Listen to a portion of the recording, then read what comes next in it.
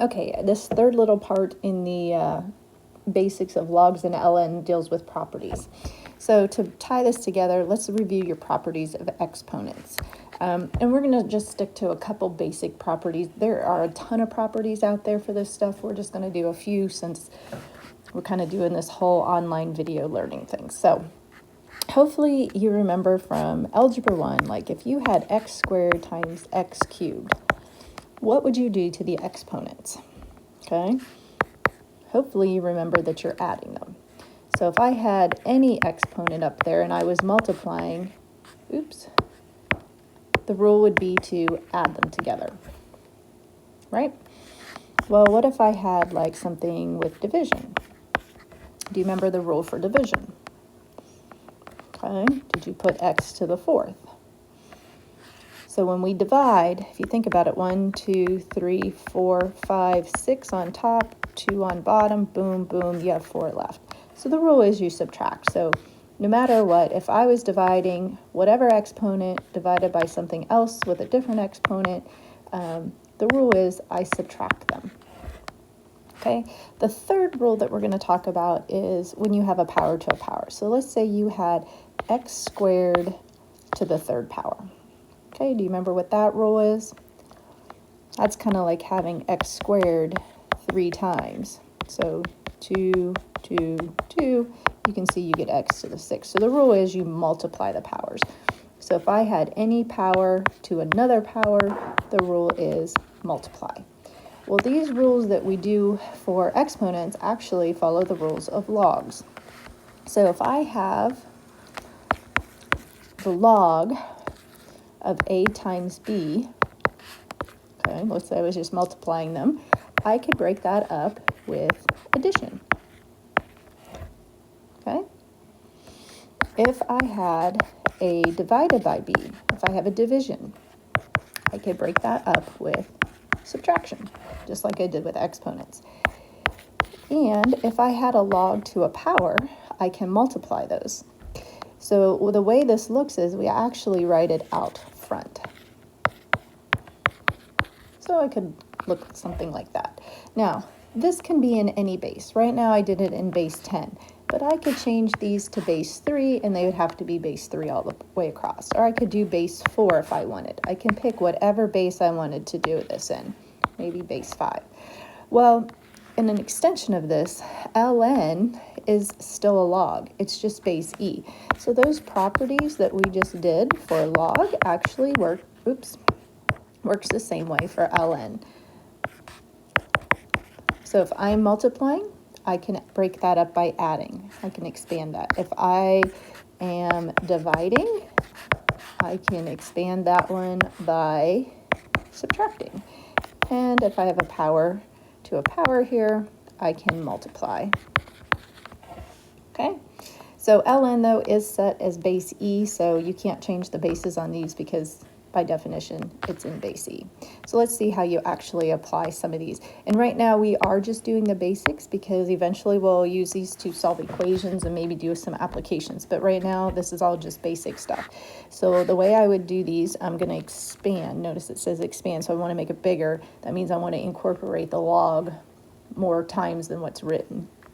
So if I look at this one, I can see that this is 2 times x. So multiplication is addition. So I'm going to go log of 2 plus log of x. That's how I would break that up. This one's an ln, and I can see it's a division. Division is subtraction. So I go ln of x minus ln y.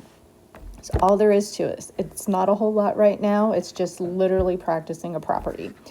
This one, we have the power up there. So I'm going to write the power out front times log and base 2 of b. So this one I did a different base. The fourth one here, again, different base, base 3. And notice I got 1, 2, 3 things happening. So that means I'm going to have to write the log 3 times. Okay, I also have these powers up top. And remember, powers go out front. So the way this one's going to look is I'm going to put the 4 out front, log and base 3 of x. Now that's being multiplied by the y, so multiplication is addition. And I'm going to put the 5 out front for the log and base 3 of y. Now the z is on the bottom, so the z is being subtraction, or division, which is subtraction. And then I'm going to put my 3, and then I'm going to have log and base 3 of z.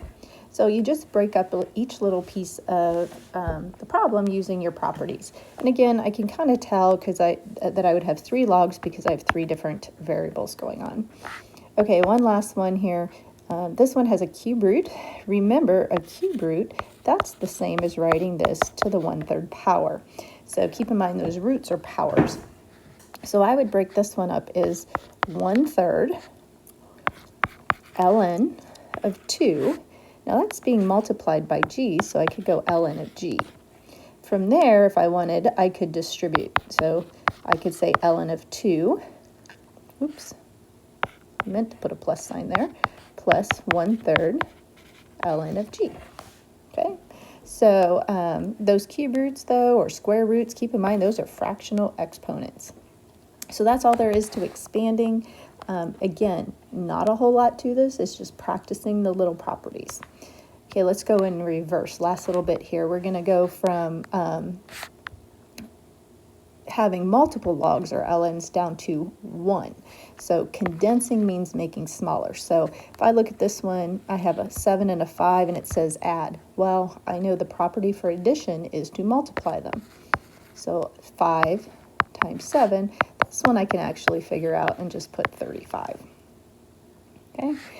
Notice this one has 3 different things going on, but I'm condensing, so I'm going to write it as 1 ln.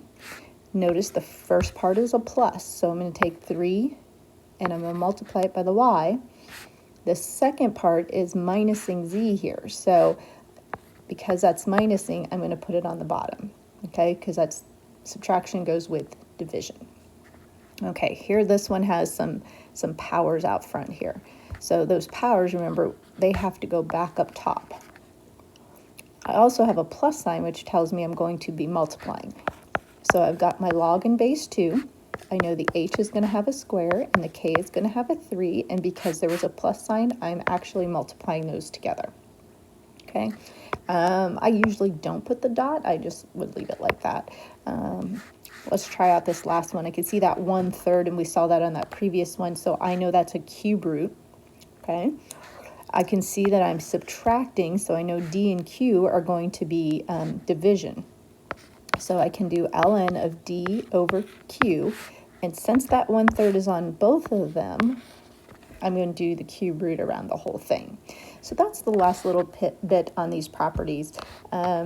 So go to your practice, and I have a page for condensing and a page for expanding. So I did a couple on there so you can check to see if you're on the right track. When you're done with those, you're going to turn